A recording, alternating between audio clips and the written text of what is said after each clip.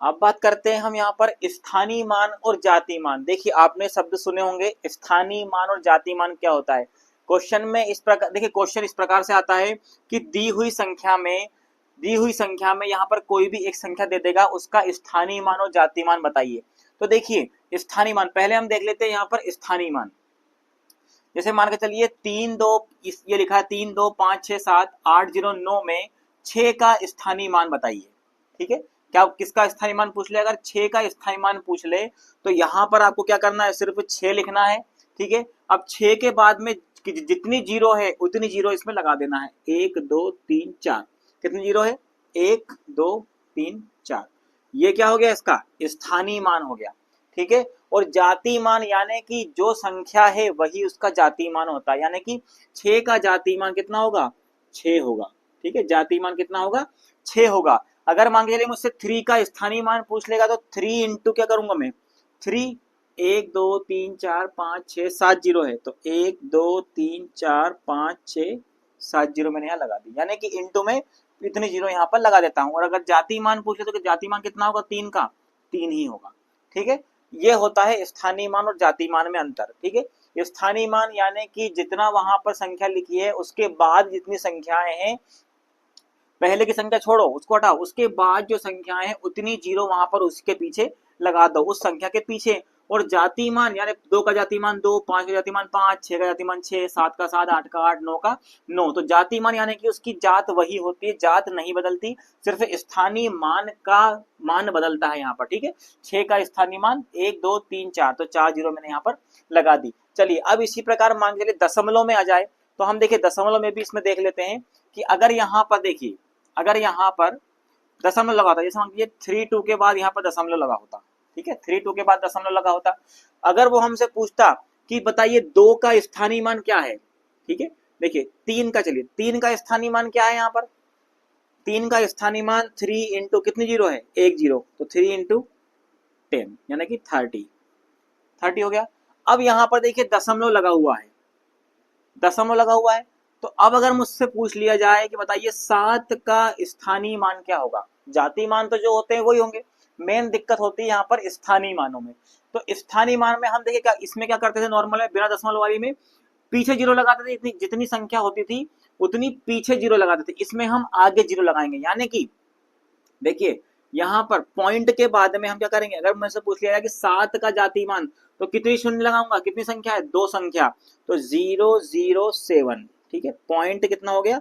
007। ये दशमलव के साथ में ये संख्या यहाँ पर इस प्रकार से होती है। ठीक है, अगर मुझसे पूछ लिया जाए कि 8 का स्थानीय मान, तो 8 का स्थानीय मान देखिए क्या होगा? 0 पॉइंट, या फिर सिर्फ पॉइंट लिखिए, जीरो तो कम हो जाएंगे, पॉइंट 1 2 3। कितनी संख्या है?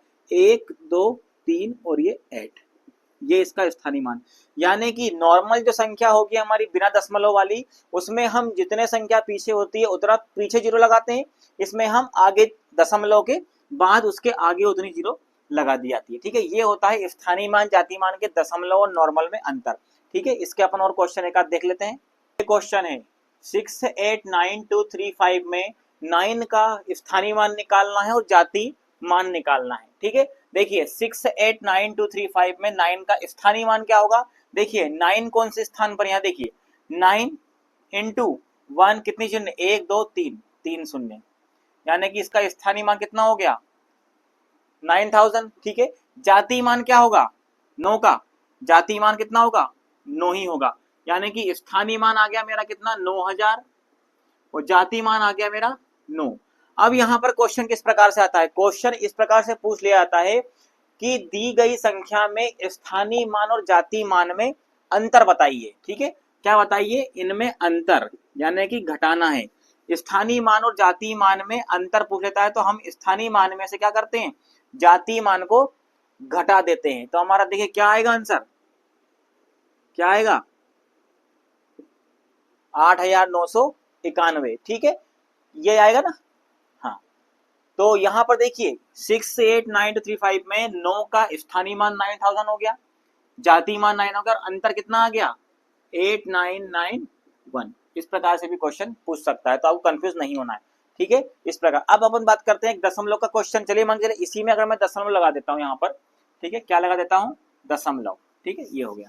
अब यहाँ पर अगर मैंने दशमलव लगा दी, जैसे 9 के बाद लगा दिया, यहाँ पे ये दशमलव लग गई। अब मुझसे पूछ ले कि यहाँ पे 9 का स्थानीय मान और जातीय मान बताइए, तो देखिए 9 का स्थानीय मान क्या होगा 9, और बाद में क्या है यहाँ पर कुछ नहीं है, ठीक है, तो इंटू 1 यानी कि 9 ही होगा इसका स्थानीय मान, ठीक है। जातीय मान कितना होगा, जातीय मान भी इसका कितना होगा 9 होगा, ठीक है। तो यहाँ पर 9 और 9, अब दोनों का अंतर यहाँ पर 0 हो गया, ठीक है। चलिए दूसरा क्वेश्चन इसी में देख लेते हैं हम।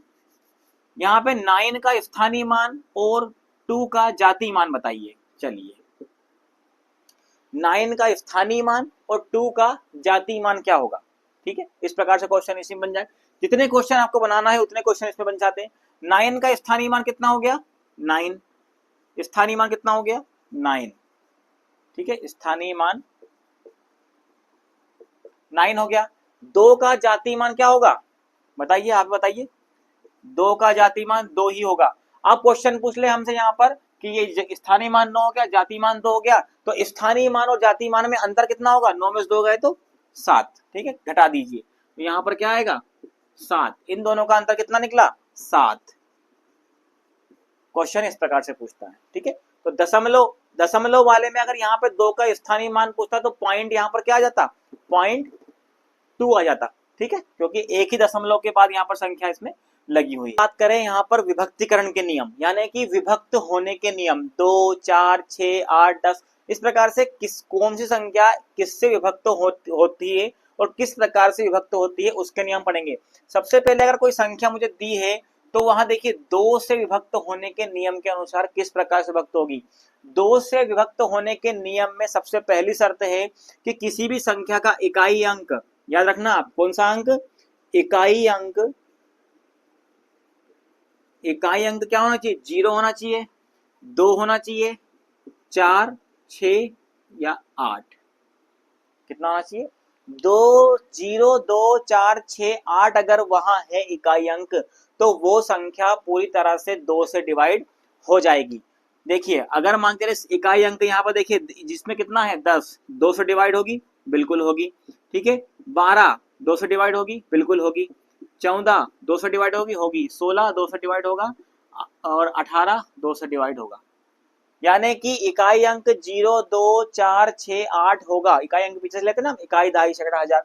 तो इस प्रकार से यहाँ पर 0, 2, 4, 6, 8 अगर इकाई अंक है तो वहां संख्या पूर्णतया 2 से विभक्त हो जाएगी। चलिए मान के चलिए हम कोई संख्या ले लेते हैं यहाँ पर, जैसे मान के चलिए संख्या मेरे पास 7809516, 7809516, ठीक है। अब देखिए यहाँ पर देखकर मालूम चलना चाहिए कि यहाँ पर 6 दिया है, यानी कि यह संख्या 2 से डिवाइड हो जाएगी। तो सबसे पहले हम इसमें क्या करेंगे, यहाँ से 2 से भाग दीजिए आप, ठीक है, 2 से डिवाइड होगी, 3, 6, 1, 9 दूनी 18, 0, 4, 1, 7, 1, 5, 8, ठीक है, 2 से डिवाइड हो गई, 3904758।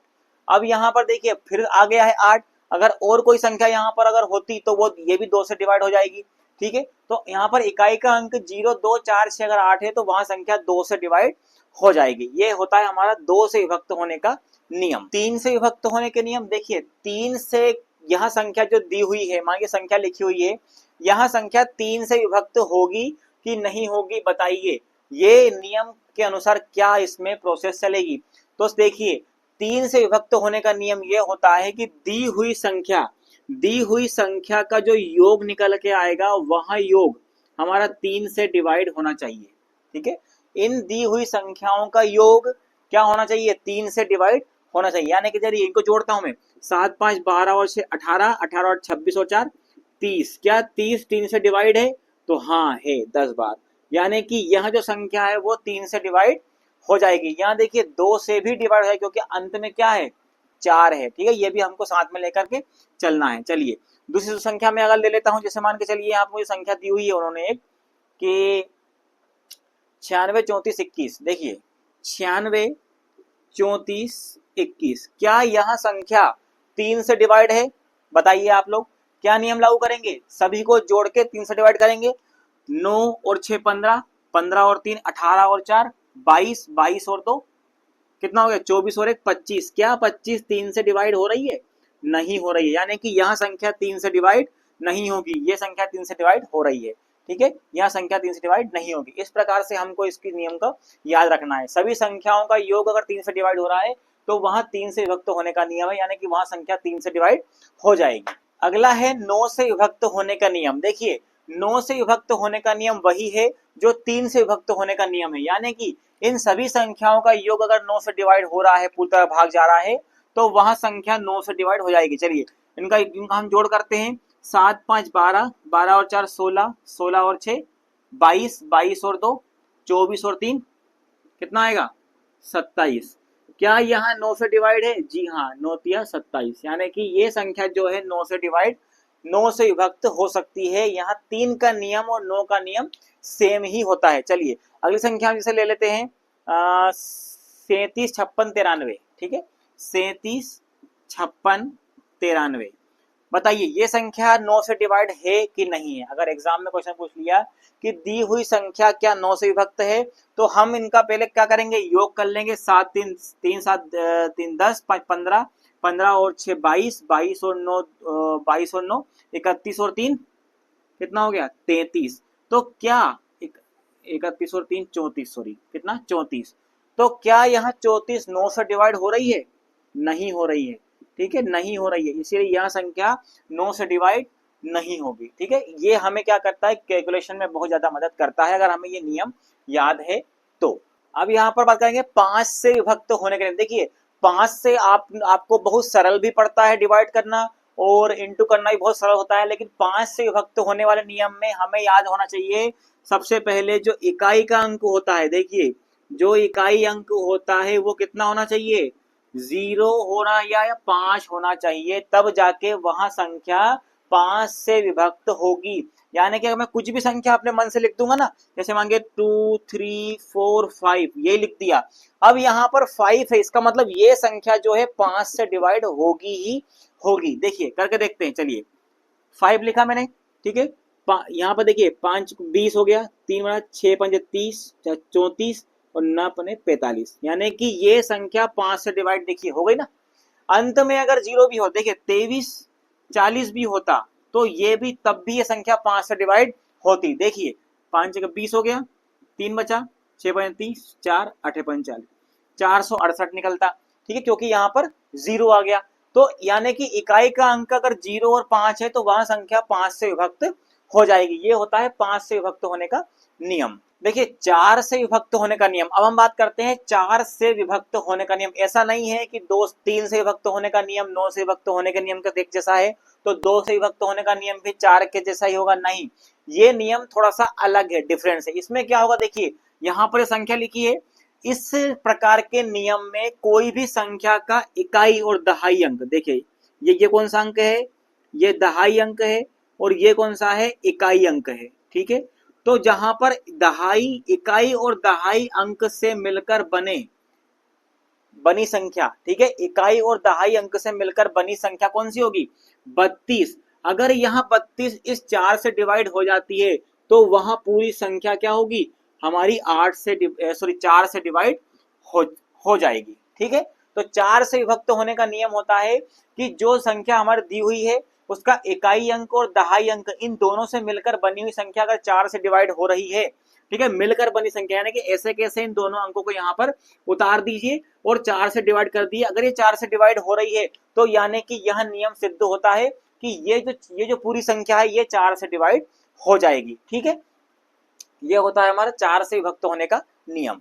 4 के नियम में जो है हम क्या करते थे, इकाई और दहाई के अंकों से मिलकर बनी संख्या अगर 4 से डिवाइड है तो वहां 4 का नियम, वहां पूरी संख्या 4 से डिवाइड होती थी। अब यहाँ पर बोल रहा हूं मैं 8 से विभक्त होने का नियम क्या होगा, वहां पर देखिए हमें क्या होगा, यहाँ पर वहां इकाई अंक, इकाई दहाई, देखिए इन दोनों से मिलकर बनी संख्या अगर 4 से डिवाइड हो रही है तो वहां पूरी संख्या 4 से डिवाइड होती थी। ठीक है, अब यहाँ पर क्या होगा, यहाँ पर 3, यहाँ पर इकाई दहाई और सैकड़ा, इकाई दहाई और सैकड़ा से मिलकर जो बनी संख्या है, अगर वहां संख्या देखिए क्या क्या संख्या बनेगी, 416 बनेगी। अगर यहाँ 416 वाली संख्या अगर 8 से डिवाइड हो रही है तो ये पूरी संख्या 8 से डिवाइड हो जाएगी। ठीक है, 8 से डिवाइड करता हूं मैं इसको, चलिए 8 पंजे 40 हो गया। ठीक है, एक 8 दूनी 16, सॉरी 52 है ना, 0 2, ये हो गया। ठीक है, तो यहाँ पर देखिए ये 8 से डिवाइड हो रही ना, हो रही है 8 से डिवाइड, इसीलिए यहाँ पर ये नियम लगता है कि इसका मतलब ये जो पूरी संख्या होगी ये हमारी 8 से डिवाइड हो जाएगी। ठीक है, यहाँ पर हम यस कर देंगे कि यह संख्या 8 से डिवाइड हो रही है, क्योंकि इकाई दहाई सैकड़ा से मिलकर बनी हुई संख्या अगर 8 से डिवाइड हो रही है तो यहाँ पूरी संख्या 8 से डिवाइड होगी। 4 के नियम में सिर्फ हम इकाई और दहाई ही लेते हैं। ठीक है, 4 के नियम में सिर्फ हम इकाई और दहाई अंक से बनी संख्या को अगर 4 से डिवाइड हो रही है तो वहां से पूरी संख्या 4 से डिवाइड हो जाएगी। ये होता है 4 का नियम और ये होता है 8 का नियम, जिसमें हम इकाई दहाई सैकड़ा तीनों लेते हैं। अब 11 से विभक्त होने का नियम देखिए, 11 से विभक्त होने का नियम बहुत इंपॉर्टेंट है, ये एग्जाम में पूछा जाता है। अब इतनी बड़ी संख्या लिखी है, अगर आपसे पूछ लिया जाए, अगर क्वेश्चन डायरेक्ट ही, क्या दी हुई संख्या 11 से विभक्त होगी? ठीक है, तो आप कैसे बताएंगे? 11 से अपन भाग लगाने थोड़ी बैठेंगे, अपने पास इतना समय वहां पर नहीं रहेगा। तो हमें क्या करना, देखिए क्या चीज याद होना चाहिए, ये सब प्रैक्टिस से ही बढ़ेगी अपनी। ठीक है, इसका देखिए सूत्र होता है, या सूत्र जो होता है वो होता है सम स्थानों की जो संख्या है उन संख्या का योग, ठीक है, माइनस विषम स्थानों की संख्या का योग। अगर इन दोनों को योग कर दिया, अब इनका दोनों का अंतर यदि 0 आता है और 11 आता है तो ही वहां संख्या 11 से डिवाइड होगी। या तो 0 हो इनका अंतर या 11 हो, तो वहां संख्या, यहाँ पूरी संख्या क्या होगी, डिवाइड होगी 11 से। ठीक है, देखिए सम स्थान का मतलब यानी कि हम यहां से शुरू करेंगे इकाई अंक से। इकाई अंक में हम शुरू करेंगे 1 2 3 4 5 6 7 8, यानी कि कितनी संख्या है, 2 4 6 8 संख्या, यानी कि 4 सम और 4 विषम स्थान होते हैं। तो यहाँ पर देखिए सबसे पहले मुझे सम स्थान कौन कौन से हैं, 2 4 6 और 8। ठीक है, ये हो गए मेरे सम स्थानों की संख्या। कौन कौन सी है, पहली संख्या 9 है, दूसरी संख्या 4 है, तीसरी 1 है और चौथी 8 है। ठीक है, ये मेरे सम स्थानों की संख्या हो गई। विषम स्थानों की संख्या क्या होगी, सब मेरा 1 5 6 और 0, 1 5 6 और 0। अब इनका योग कर दूं, 9 और 4 13, 13 और 1 14, 14 और 8 22, 22 माइनस 6 5 11 और 1 13, कितना आ रहा है 6। देखिए सॉरी, यहाँ पर विषम स्थान है ना, 1, ये 6 में 1 है यहाँ पर, है ना, कितना है 1, 1 नहीं है यहाँ पर, 0 आएगा। देखिए विषम स्थान आप देख लीजिए, यहाँ पर थोड़ा कंफ्यूजन हो रहा है, आप देख लीजिए 1 विषम स्थान 1 पहला, दूसरा है 3, यहाँ पर 3 आएगा। ठीक है, विषम स्थान में 3 आएगा। 3 के बाद में विषम स्थान मेरा 5 है तो यहाँ पर 6 आ जाएगा। ठीक है, 6 के बाद मेरा क्या है 0, 6 के बाद 0 है, तो यहाँ पर 6 और 3 9 और 1 10 आ गया। कितना आ गया, 10 आ गया। अब मेरा आंसर क्या निकलेगा यहाँ पर 12। तो क्या 12 11 12 इसका अंतर आया, क्या 0 आना था या 11 आना था, लेकिन मेरा कितना आया 12 आया। तो यह संख्या 11 से डिवाइड नहीं होती है। ठीक है, 11 से डिवाइड यहाँ संख्या नहीं होगी। अगर यहाँ पे मेरा 11 आया हुआ तो 11 होता या फिर 0 होता तो यहाँ संख्या 11 से डिवाइड हो जाता। अब आते हैं हम 7 से विभक्त होने के नियम पर। देखिए 7 से विभक्त होने का जो नियम होता है वो ये होता है कि यदि मान लो ये दी गई संख्या है, ठीक है, इस दी गई संख्या में इकाई अंक को छोड़कर, ठीक है, इकाई अंक को आप छोड़ दीजिए, बची हुई संख्या कितनी है 88, बची हुई इस संख्या में से इकाई अंक का दुगना, किसका, इकाई अंक का दुगना, इकाई का दुगना करना है, यानी कि 2 का दुगना कितना होगा 4, 2 का दुगना अगर घटा दूं, ठीक है, 2 का दुगना यानी कि इकाई अंक का दुगने को घटाने पर अगर बची हुई संख्या 7 से डिवाइड हो रही है तो वहां जो संख्या दी हुई है वहां 7 से डिवाइड हो, यानी कि 7 9 से डिवाइड हो, यानी कि यह संख्या जो है हमारी 7 से डिवाइड हो जाएगी। ठीक है, अगली संख्या देखिए, दूसरे में आप समझिए, अगले क्वेश्चन में समझ लेंगे अपन, इसमें समझिए। देखिए मांगे चलिए यहाँ पर 663 लिखा हुआ है, 663, तो 7 का नियम क्या कहता है, इकाई अंक को छोड़ दीजिए, बाकी का अंक लिख लिया मैंने यहाँ पर 66, इकाई अंक के दुगने को घटाना है, यानी कि 3 दूनी 6 को इसमें से घटाना है, यानी कि 60 बचेगा, तो क्या यहाँ 60 7 से डिवाइड हो रहा है? नहीं हो रहा है, यानी कि यहाँ संख्या 7 से डिवाइड नहीं होगी। एक और ऑप्शन क्वेश्चन अपन देख लेते हैं। मान चलिए मान के चलिए 771 लिख दिया मैंने, ठीक है। तो देखिए 77 यहाँ पर लिख दिया मैंने 77, ठीक है। एक का दुगना कितना होगा? 2, तो कितना बचा? 75। तो क्या यहाँ 75 7 से डिवाइड हो रहा है? नहीं हो रहा है, तो यहाँ संख्या भी 7 से डिवाइड नहीं होगी। यही 7 का नियम कहलाता है, यानी कि इकाई अंक को छोड़कर बची हुई संख्या में से यदि हम इसके इकाई अंक के दुगने को घटा दें तो क्या, तो अगर वहां संख्या 7 से डिवाइड हो रही है तो वहां संख्या हमारी क्या होगी? पूरी संख्या जो होगी 7 से डिवाइड हो जाएगी। मान लीजिए बड़ी संख्या ले लेते हैं 2 3 4 5 6, ठीक है। अब देखिए इकाई अंक को छोड़कर शेष बची संख्या कितनी है? 23 45। 23 45 में से इकाई अंक के दुगने को घटाना है मुझे इसमें से, यानी कि 6 दूनी 12, 5 में से 2 गए तो 3, 4 में से 1 गए तो 3, 23 33।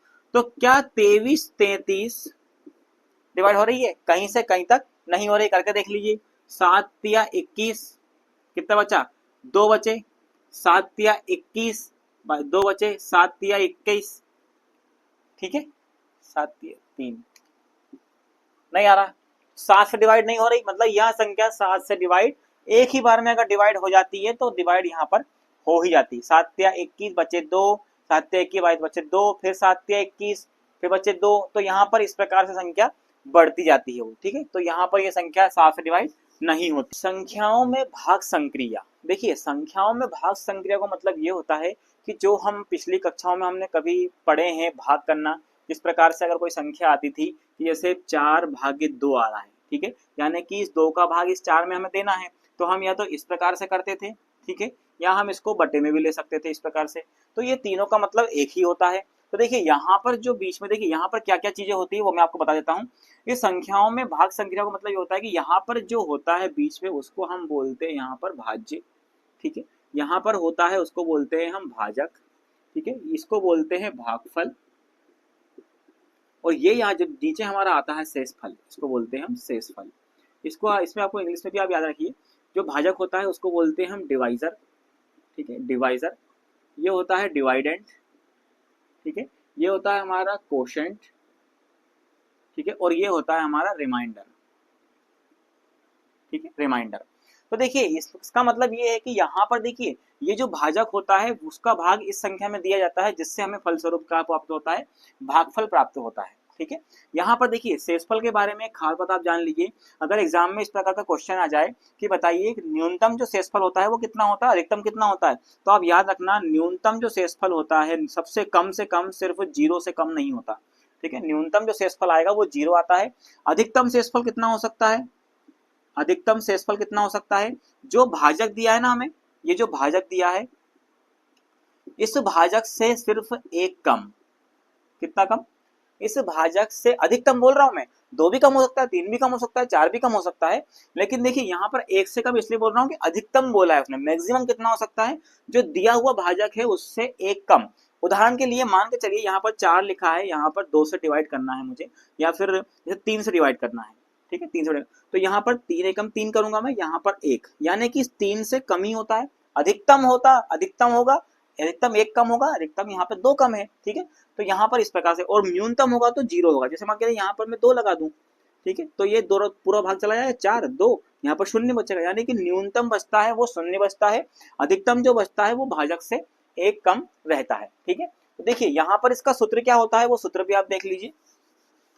यहाँ पर जो हमारी संक्रिया का सूत्र होता है वो होता है, देखिए भाज्य, भाज्य इज इक्वल टू भाजक इनटू भागफल, ठीक है, और इनटू प्लस में आएगा हमारा शेषफल, ठीक है ना, रिमाइंडर।